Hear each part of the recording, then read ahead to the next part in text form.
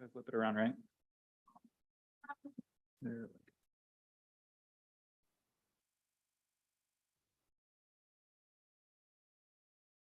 For the clerk.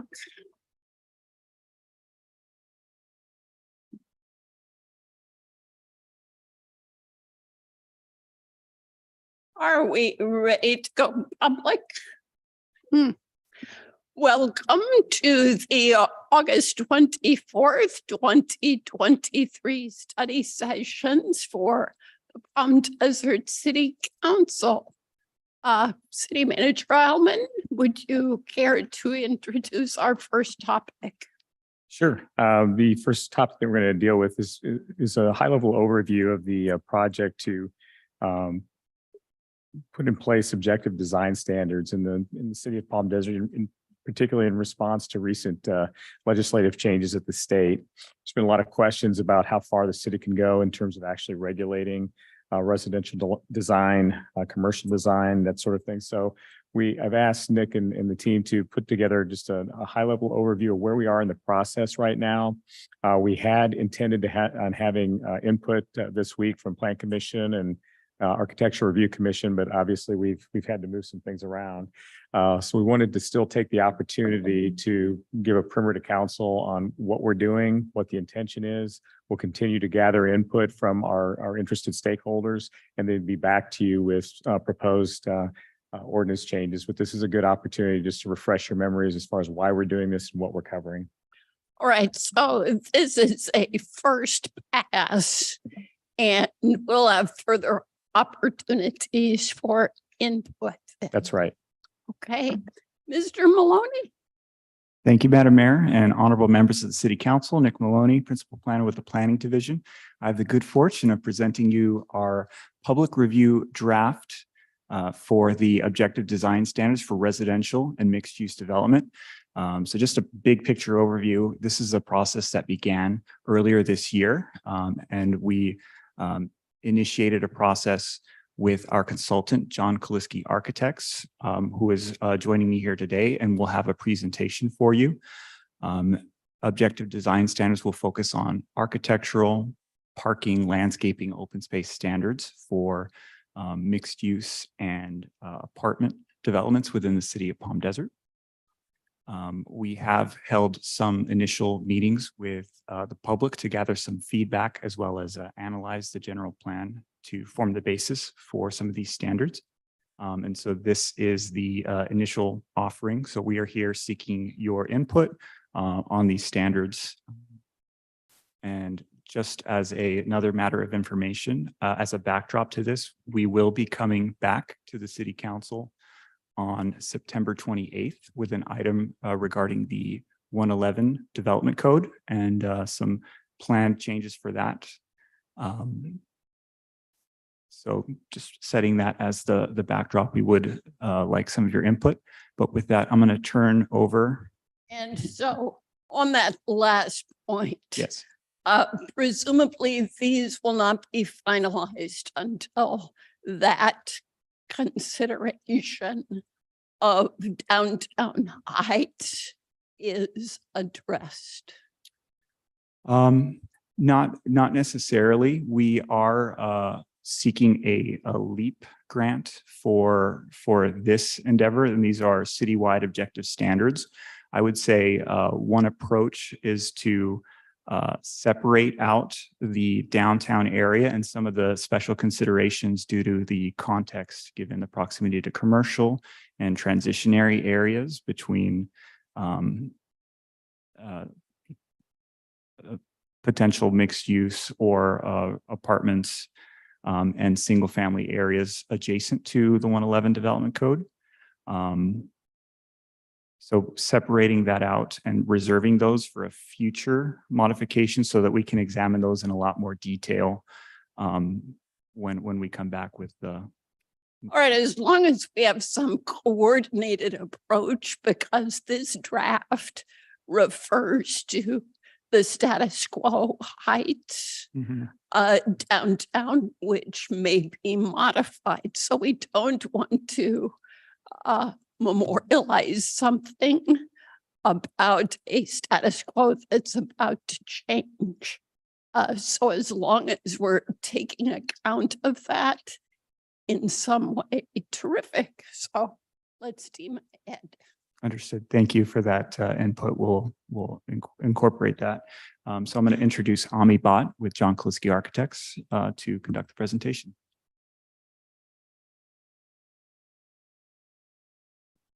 Hi, everyone. Thank you so much. I'm really excited to be here today to discuss the objective design standards for the city of Palm Desert. Again, my name is Ami Bhatt. I'm the urban design project manager for John Kaliske Architects. We are an architecture and urban design firm located in Los Angeles, California. So we are going to get going with this process right now. So that is us. We have been in a 5-month timeline. We are currently in the 4th month of that. And through that process, we want to engage with decision makers, city staff, and again, that is us on the bottom. So for this project, we put it down as to 3 main objectives. The first one was to explore and define Palm Desert built form character. We did that through research and understanding the existing zoning code. We've read through the general plan. We wanted to drive around to get to know the city and what we consider community character. And we use that knowledge and we've presented it through 3 phases of outreach. This would be the beginning of the 3rd phase of that. Through the first 2, we've met and did a community open house in June, where we spoke to people in the public. We've met with the Architectural Review Commission and the Planning Commission throughout this time. And then our last step, which is currently what we're in the draft of, and we would highly appreciate your feedback for, is the development of the actual objective design standards. That should be a translation of what the community values are here in Palm Desert and how we can put that in a way that can result in multifamily and mixed use development that reflects the character of the city. So yeah, that is our timeline. We've gone through, again, those 2 phases of outreach and our existing conditions research. What you guys have reviewed is a public review draft of the document, which is still, again, a draft. So we want to make sure that that point is taken and that we get all the feedback we need to make sure that the final iteration of this is up to par. So yeah, in this presentation, I'm going to talk about what objective design standards are, a little more about what we've heard from other people throughout this process, and then give you a brief overview of how the document works and maybe some examples of standards that we're hoping to get your feedback on. So yes, an objective design standard. We say that it is measurable and quantifiable. And the best way that we use to describe it is that we want shall statements and not should statements. It should not reflect the character of this community, but it shall have trees that are 30 feet on center separated appropriately and provide shade. So these standards are important to make sure that we're abiding by city and state mandates, particularly the Housing Crisis Act of 2019. We want to make sure that we're making standards that can be enforced and you can look at them and either say, yes, we oblige to the standard, or no, we do not. In order to do that, to figure out what our goals and values were and what we should make standards, we read the general plan and we wanted to make sure that the phrasing that was used about character and about specific areas, we've read about curb cuts, we read about preserving the natural landscape, all of those things are put into objectifiable means, because right now should reflect the landscape is still vague. And we want to make sure we understand what that means in terms of multifamily and mixed use development. So yeah, we've spoken to a lot of people. That photograph is from our open house in June at the Palm Desert iHub. We had Zoom sessions with developers on that same day where we talked to people that have recently developed projects in Palm Desert and what they could have done differently or what they liked in particular about the process. We've also spoken to the Architectural Review Commission. We've met with them another time specifically to discuss landscape, since that's a really important component to the development objective design standards. My boss, John Kaliske, always talks about how the objective design standards aren't necessarily to make fantastic architecture, but to make sure we're not letting bad architecture slip through the cracks. And his answer to having good architecture sometimes is making sure that there is good landscape. So we want to make sure that it's much easier to make sure that landscape is properly reflected in these objective design standards and hope that the architecture can soon mimic what is so great about this natural landscape. So upcoming, we're again supposed to have that community workshop with you guys with the community on Monday, which unfortunately got to get postponed. So those will be happening in early September. And again, our general plan came to these goals and objectives. I won't go through them just because I want to make sure we have time to have a discussion afterwards in that much detail, but they were put in the draft, the public review draft that you guys have right now. But we want to make sure that it links to the natural environment. We want to make sure that there's human scale connectivity, which is phrased directly out of the general plan. We want to make sure that shade is prioritized in the new buildings that are being created because there's concerns for sun, there's concerns for wind, and those can be addressed through the objective design standards. We want to make sure there's more thought put into orientation, and our focus is how people connect to the main streetscape. So right now, there's a disconnect between fences and walls and what is the pedestrian experience along the roads of Palm Desert. So we want to make sure we can create standards that begin to address some of those situations that we've been hearing about through this process. And yeah, again, protecting the local desert environment is high on our list. To summarize, these objective design standards only apply to residential units that are multifamily, which the city of Palm Desert defines as 3 or more units. It can also be for mixed use developments where 2/3 of the area is dedicated to housing. Supportive and transitional housing also applies to this, but if there is a specific plan that does not have adopted objective design standards as part of the specific plan, then they would refer back to these standards for multifamily and mixed use if they're one of the above topics. And so the way that the public review draft is organized right now, we have 4 specific sections: project site, landscape and open space, building architecture, and parking. It's just a way to kind of prioritize the standards in an order that we think reflects the needs of the city. Right now, our biggest focus is that pedestrian connection to the street frontage. So the site is what we've begun with, and then relating back to landscape and the building as it goes on. And just some quick examples so that we can kind of kickstart this discussion. The project site objective design standards, as I've been saying, enhancing the pedestrian experience between developments and their frontages. The topics that are in the draft right now include frontage, orientation, finish grade. We have topics about fences and walls. Even though there is language in the zoning code, we want to either reiterate it or elaborate on those things. We talk about entries, sidewalks and parkways, vehicular curb cuts and alleys. And this is an example of one of the ones that we have, 2.1.1 in the draft, is saying that a maximum frontage length without a break. And the way that we're addressing this is that if you have a public street frontage, so if your parcel faces a public street and the length of that frontage is more than 450 feet, we recommend that there should be a 30-foot gap or separation that can either be an alley, a public right-of-way, my personal favorite, an open to the sky landscaped open space, inclusive of pedestrian parkways, as a way to just kind of break up that facade that faces the public street. Could we just stop there? Because I think that's really key. One of the things we talk about a lot is avoidance of urban canyons, because those who come to live here, visit, are attracted by that sense of openness.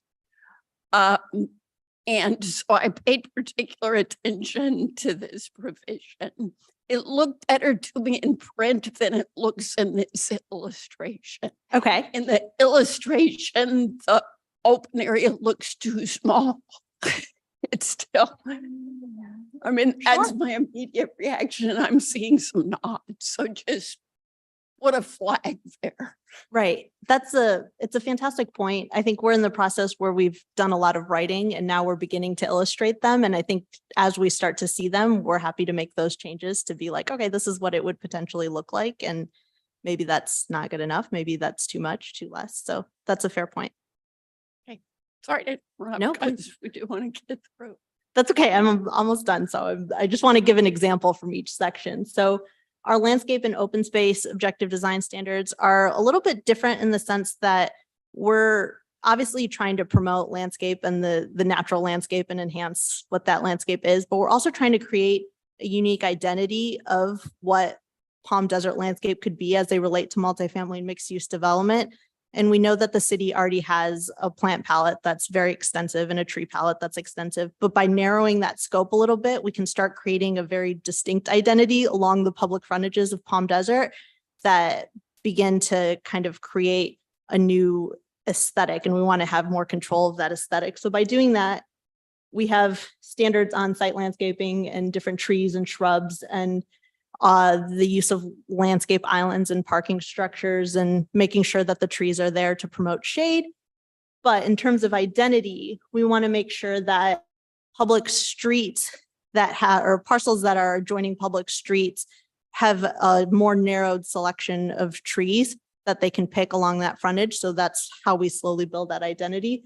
We're working with Takako Tashiyuma, who's the landscape architect on this project, and her and my boss, John, just made a trip out here to kind of figure out what that identity could be. And these are some of the examples of the trees that they thought would be appropriate along the frontages. And I think one of the big pieces of feedback we are looking for you guys is whether you feel like that's adequate, whether there are additional tree canopy choices that should be considered. And that goes for shrubs and perennials and specimen trees that are also in the standards. But this is just an example of one.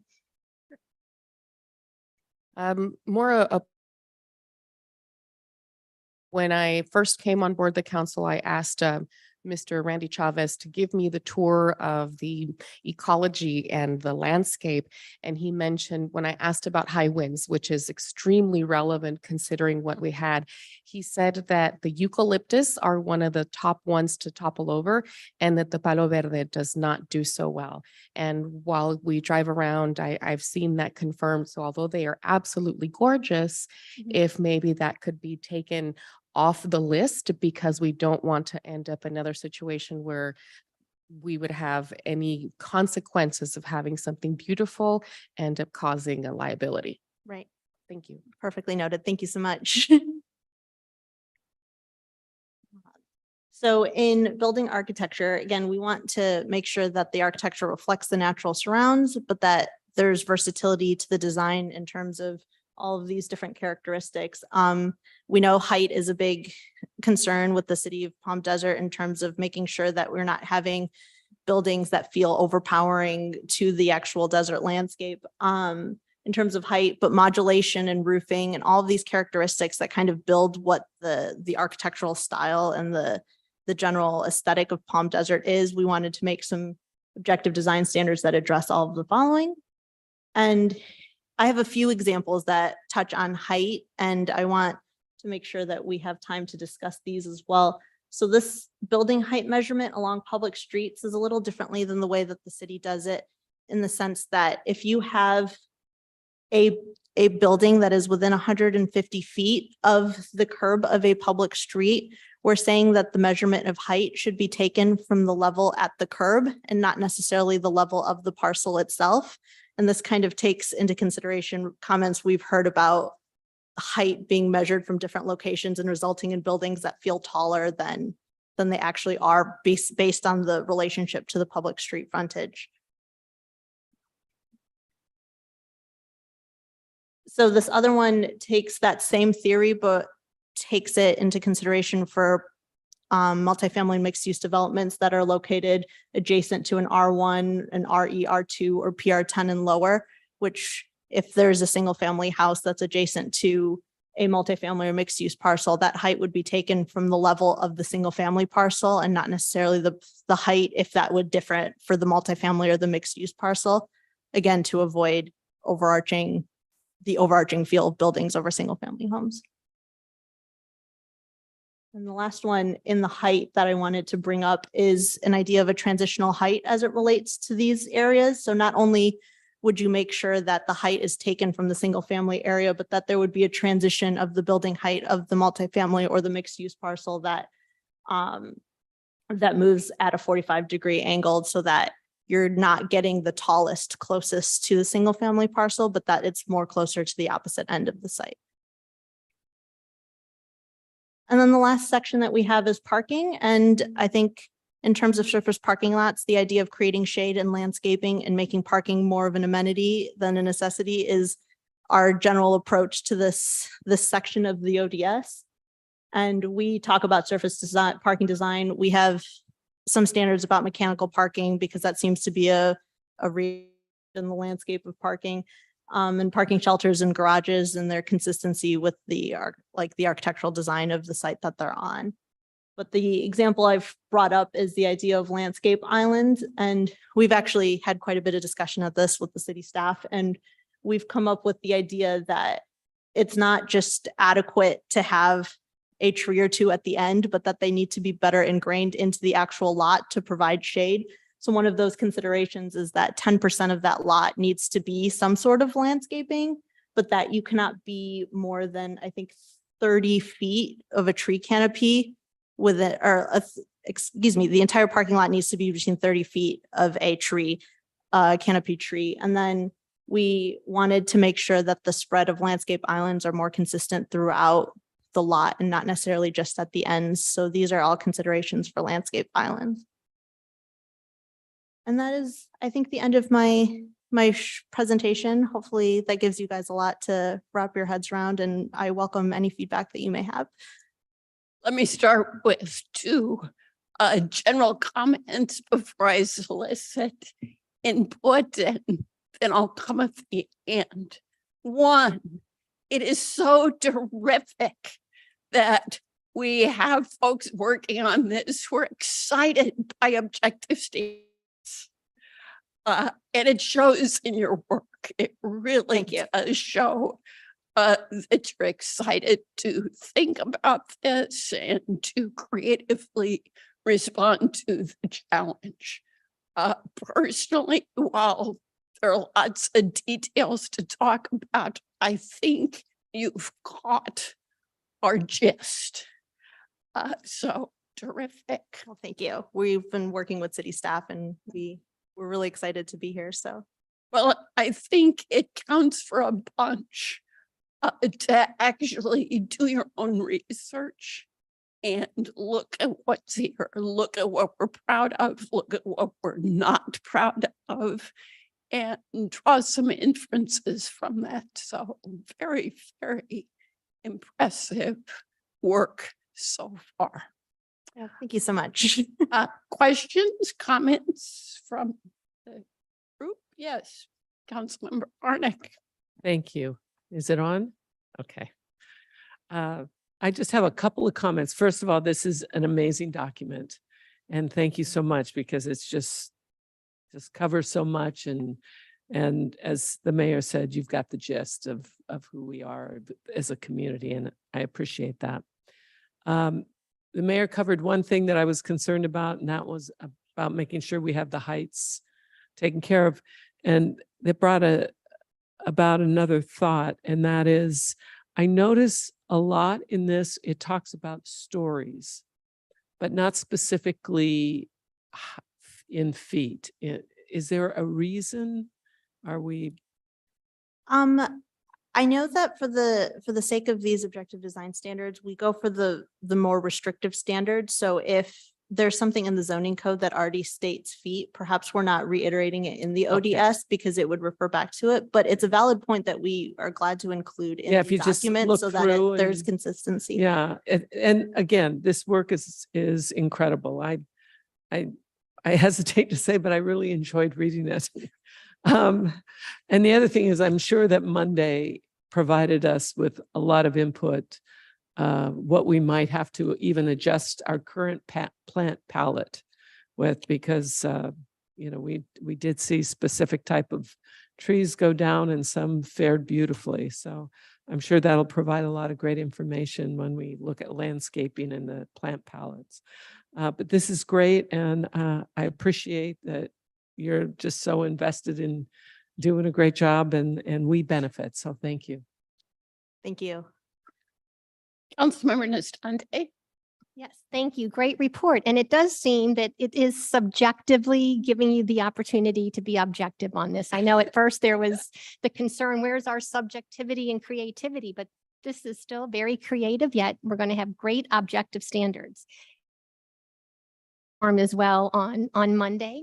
I'm leaning over. I got to get this right. In terms of ground cover, there's like desert gold that is a ground cover. There's various types. Is there one better than another that's more resistant to wind blowing? Perhaps we can take this into account, the type of ground cover we're using? Sure. I personally am not a landscape architect. We have a landscape architect on our team, but I'm happy to take those questions back to them to make sure that we're prioritizing that. In terms of, I personally cannot address what Right. tree is better Right. than the other, but I think in terms of prioritizing that, we will make sure it's there. Okay.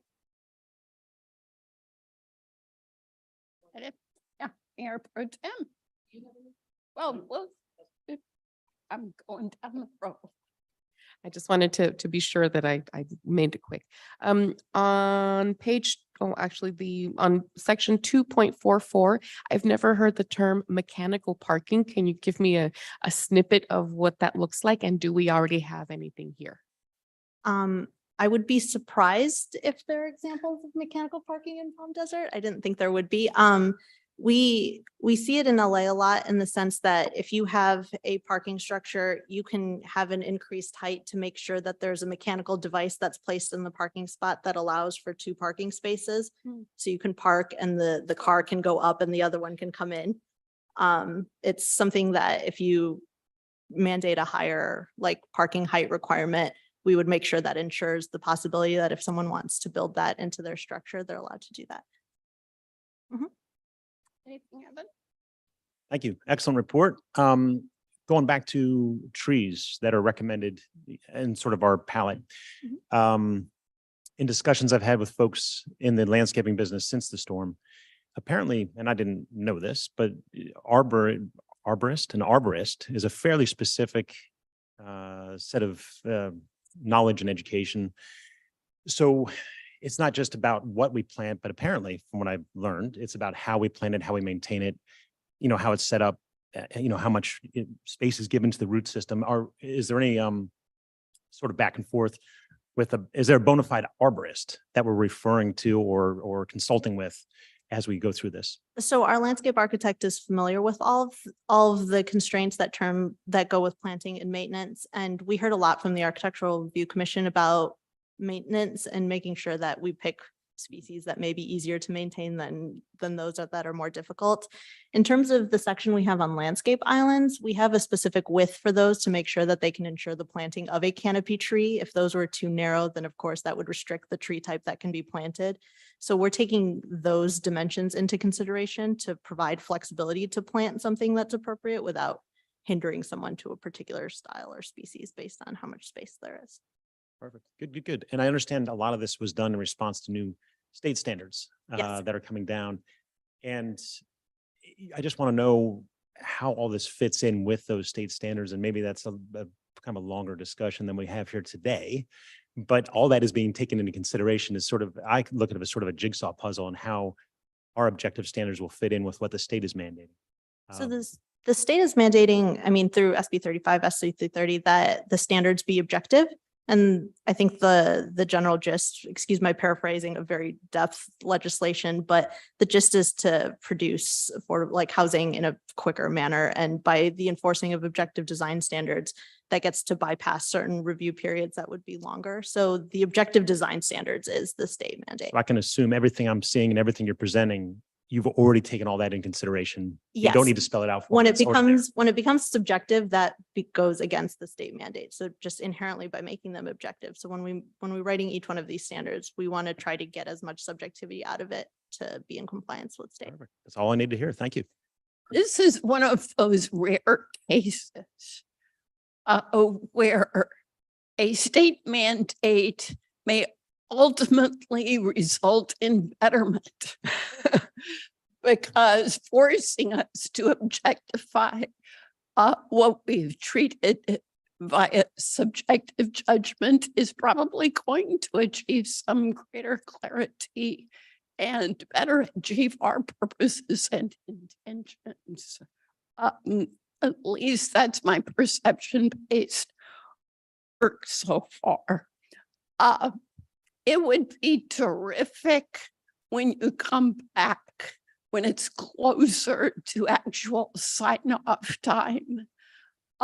If there could be more visual presentations of how these standards would work, because that really helps us translate what's in the text. I did want to ask about two things in particular. One is the specification that no fences, walls, or permanent planter boxes greater than 42 inches in height would be on the frontage of public street. For a multifamily project, would that preclude security fencing with secured entrances? That is a good question. It wouldn't if they're within that height, but if it gets taller, I think that becomes muddier water that we would need to clarify. Because I don't think a 42-inch fence Right. would qualify as a security fence. Right. I could probably get over it. So I think this needs some attention. Some of our existing multifamily complexes are encircled by a security fence with a secure vehicular entrance and a secure pedestrian entrance. Clearly, the developers thought that was advantageous, and at some point in time, we approved it. So I would encourage you to work with staff to look at some of those existing sites, what makes them attractive or unattractive, so we can accommodate that. Does that make sense? That makes perfect sense. Yes. Did you have a follow-up? You want to follow up on that point, or? Well, Yeah. it is on the fences and walls. And I remember a number of years back, we reviewed because we had always said no wooden fences because for all the obvious reasons they fail in this weather. But we had at one point talked about they're plastic, but to be made to look like wood. And they were, if I remember right at the meeting, they were okayed because they have the way they're made now, they have such, I don't see that in here. I see Nick nodding. So, but pay that as far as fences with some of those compressed fabrications of whether it's plastic or MDF, I don't know. But I just wonder if it's not listed in here. And I think we might need to take a look at that. Sure. We definitely will. We'll make sure that we look at some specifications of existing fences that are of wood composite like the MDF and see if there's any harm based on this environment and add it in accordingly. Then I wanted to talk a little bit about parking. What do you mean when you say the parking should be treated as an amenity rather than a necessity? So we use that as a phrase because surface parking lots typically seem to be neglected. They're there for the sake of providing parking and no one thinks of them as anything else besides parking, but there is an experience that exists in a surface parking lot, like walking from your car to the destination that you're trying to get to. And that is worthy of shade and it's worthy of proper landscaping. And we want to make sure that no part of the design process is neglected in that way. Particularly shade, I think, is the most important. So we want to treat it like it is an amenity, like you would if it were a park or something, and the requirements for that so that it's given the proper attention. I like that.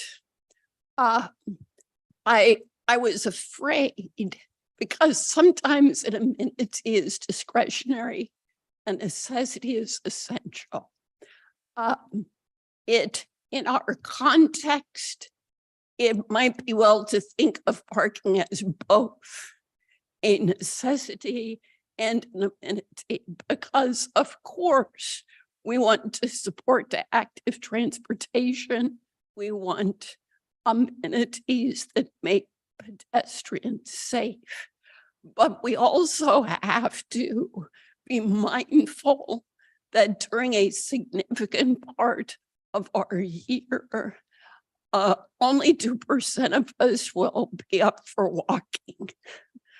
At least for 4, 5, sometimes 6 months of the year, people are pretty wed to their cars. And the lack of density throughout the Coachella Valley means, frankly, it will be quite some time before we can count on public transit options to be our predominant mode of travel. So building today needs to accommodate people's affinity for their cars. So enough said. No, completely noted. Thank you. Any other thoughts? Keep it up. Keep it up. Very impressive work. Great. Thank you so much for your time. And we have a second topic. Go ahead and introduce Nick to help provide us the council an overview of the state housing law updates that has been a major point of questioning from the council over the last year as we continue to have more and more iterations of what we can and cannot do and how that constrains our general plan. So Nick, I'll turn it over to you. Yes. Yes, thank you again. That was a good summary, Madam Mayor, honorable members of the City Council, Nick Maloney with the Planning Division. This is an item that is intended to provide just a summary of the legislative updates that have been passed down by Sacramento over the course of the last 5 years or so, as well as an update of a couple of more recent updates to the law. So this is very relevant within the field of planning, and it serves as a backdrop in many of our zoning and land use decisions and our entitlement reviews. But with that, I'm going to turn it over to Matthew Cody with BBK, the City Attorney's Office, to provide an update. So.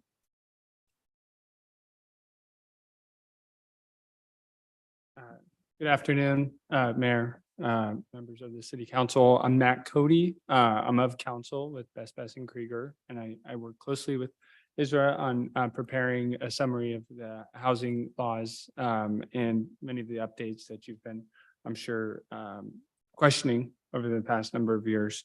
I work in the firm's housing practice group and deal with these on a number of different scenarios. And so I prepared a pretty general overview. It's hard to capture it all, so we'll go through it. And if you have questions, please stop me.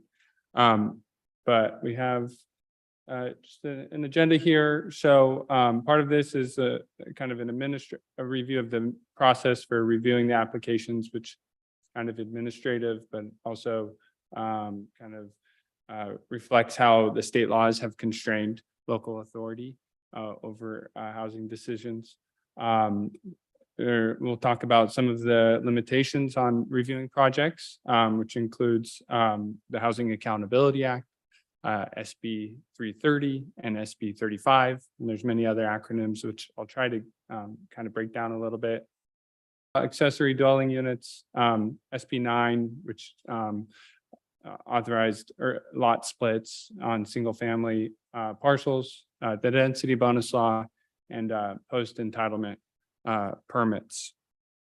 But I wanted to provide some background and context just so we're kind of on the same page. The California legislature has passed many laws that have declared a statewide housing crisis, and that's kind of the context that we're dealing with. And those laws have resulted in increased oversight from there's a California Department of Housing and Community Development, which has oversight over implementation of the housing element law.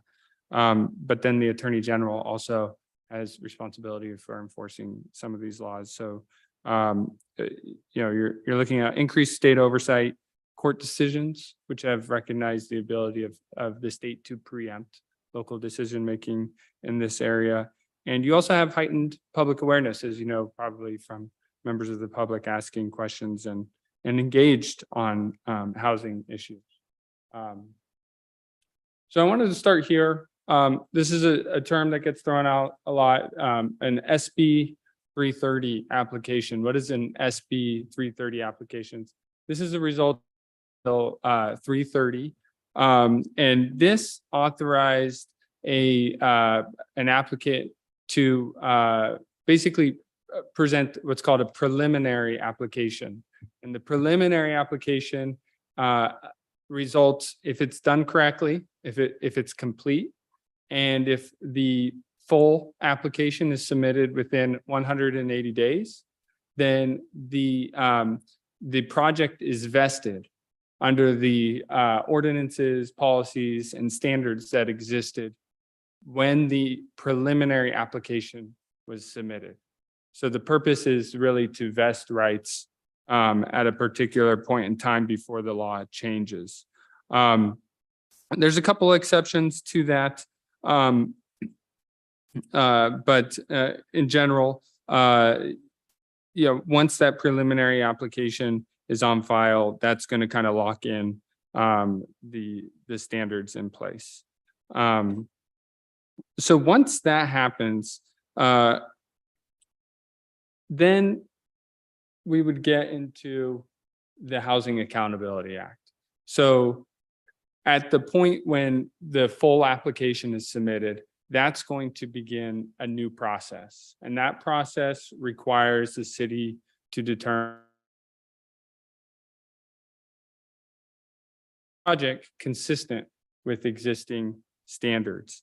And so it's important to have a process in place that make sure that you follow those deadlines.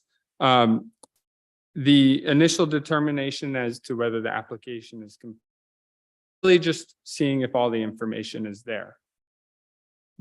The question of whether a project is consistent, compliant, or in conformity with applicable plans, programs, policies, ordinances, or standards gets at the heart of the question of what the first presentation was on, and objective design standards.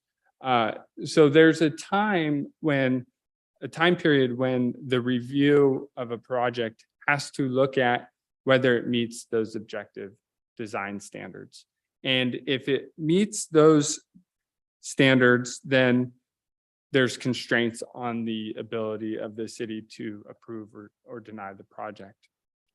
If after that design review process, it's determined that the project application is inconsistent or not in compliance with the objective design standards or other ordinances or policies, then the applicant has to be notified of that inconsistency.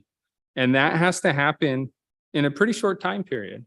So you basically have from the date the application is submitted until 60 days for projects with 150 or fewer units to complete that process.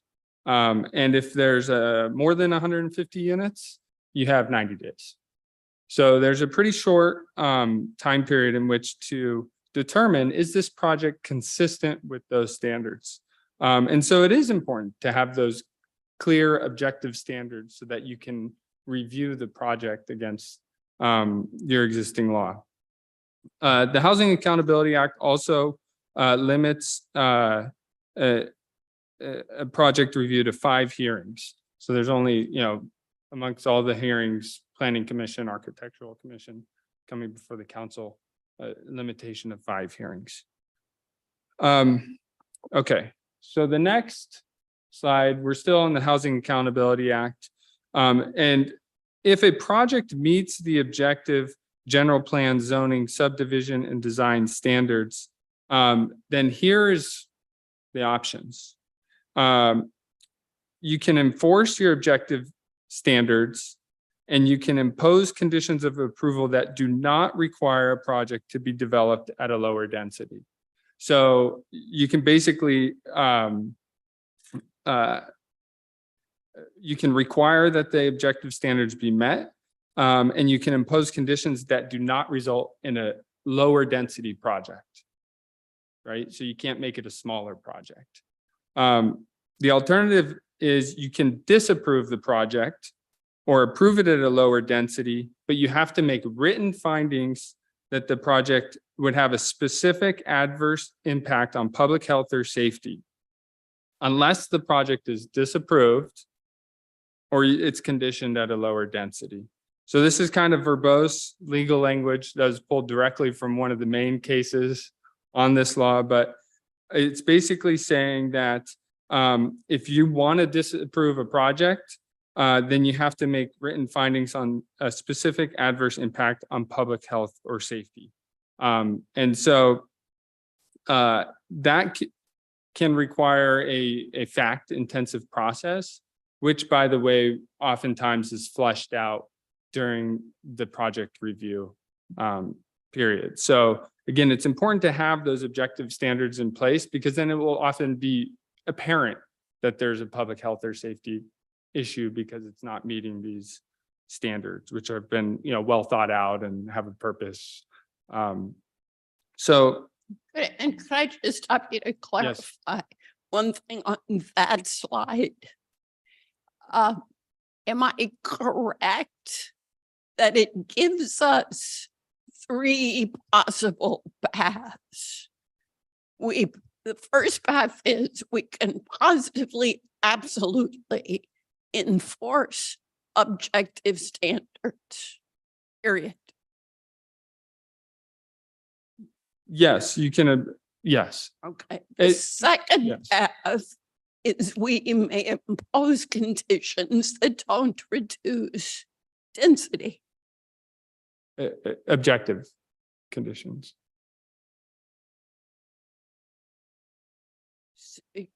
Do the conditions that don't reduce density have to be objective? Yeah, okay, so there's a distinction, the Housing Accountability Act, draws a distinction, and it said that no new objective standards can be adopted after a certain point in time. So, and this is a point of contention, but in theory, subjective standards that existed prior to the change in law can be imposed, but not in a way that would reduce the density of the project. So the example that we've thrown around is like the color of a building. Right, this is key, so we really have to understand this. If we pass all the sorts of objective standards that we were just talking about, can we enforce them? Period. Question. Yes, there are some objective standards, and we'll get to this on affordable housing projects, for instance. That, Understood. okay, Those density bonuses is a separate topic.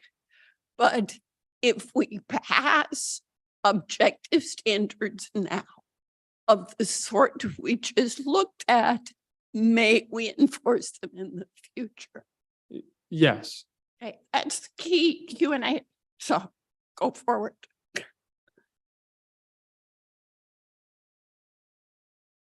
Okay.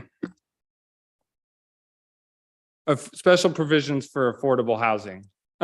So I won't get into all the details on kind of the limitations, but I'll say just generally, there's certain projects that qualify for these protections.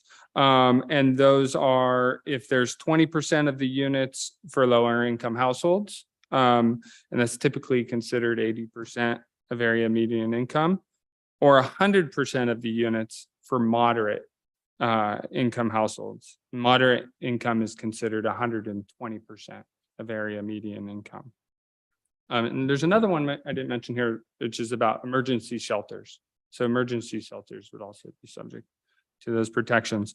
But the protections here initially, one of the main differences is that when enforcing your standards, if a project meets those affordability requirements, the ability to impose the standards or condition the project in a way that would make it the project infeasible for affordable housing are going to be limited. And in those situations, you will have to make special findings to deny it.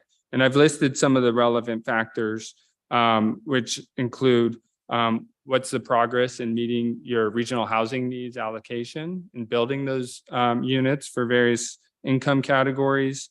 What's the status of your housing element and has it been certified? Again, whether there would be a specific adverse impact on public health or safety.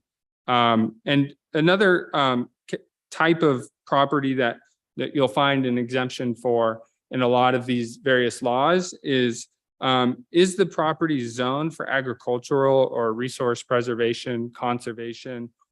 Is it prime farmland, or are there other environmentally sensitive issues or concerns around that property? So all those are kind of relevant factors you would take on a case-by-case basis. So ministerial approvals, we'll talk about these. In general, ministerial, if a project is qualifies for ministerial approval, what that will often mean is it's exempt from CEQA. So it's not a discretionary action. So one of the main drivers here from the state legislation in making projects ministerial is that there's no CEQA review, which streamlines the process. So we have SB 35 is another acronym: accessory dwelling units, urban lot splits, density bonuses, and newer laws, AB 2011 and SB 6, which have to do with building residential on properties that are zoned commercial. So Senate Bill 35 is probably the most well-known state law that allows for streamlined ministerial approval of multifamily affordable housing projects. So these are projects that, again, will need to meet objective standards. And if they do, then they will be subject to a streamlined approval process. It's started by a notice of intent, and that kicks off a tribal consultation process where the city is required to give notice to potentially affected Native tribes. And then there's a process to discuss whether or not that project would impact any Native cultural resources. Todd, I'm just going to ask for some guidance here because I'm looking at quite a few slides left and we have a full closed session agenda. I'm wondering if we should save the second half of this for a future occasion. We certainly can bring it back in one of the meetings in September. We're going to need all the time we can get for closed session. We might have reached our retention capacity in all cases. So Okay. We can certainly tee it back up for part 2. yeah, let's do that. Thank Fair. you. I was reaching my stopping point here to pause for questions. So if you have questions, I'm happy to address those, or we can just in what we've covered, or we can just bring it back. Yeah, let's bring it back. That what we have copies of the slides that will give us a chance to study it and bring back informed questions. Okay. Well, thank you for having me. Appreciate being here.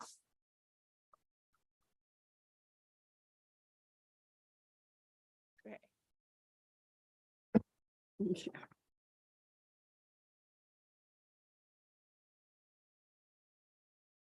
Okay. Don't stray, but we have just a couple of minutes before we can open the meeting, but stand and stretch if you like.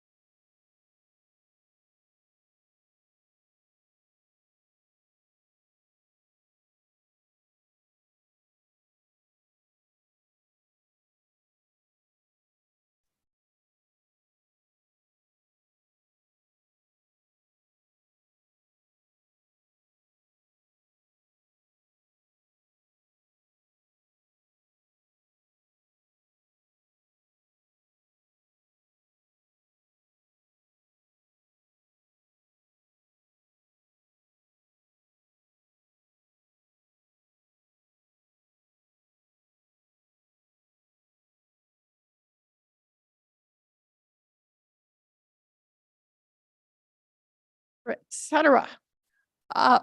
Is there any public comment on closed session items? No public comment, Madam Mayor, but there is a need to add a closed session to the agenda. One matter of potential litigation due to the matter arising after the posting of the agenda, and there's a need to be considered urgently. Who would like to move for the addition of that item? I'll move as presented, please. I second. And are we voting electronically? Certainly. Please vote and lock. Motion passes 5-0. Very good. With that, we will adjourn to closed session.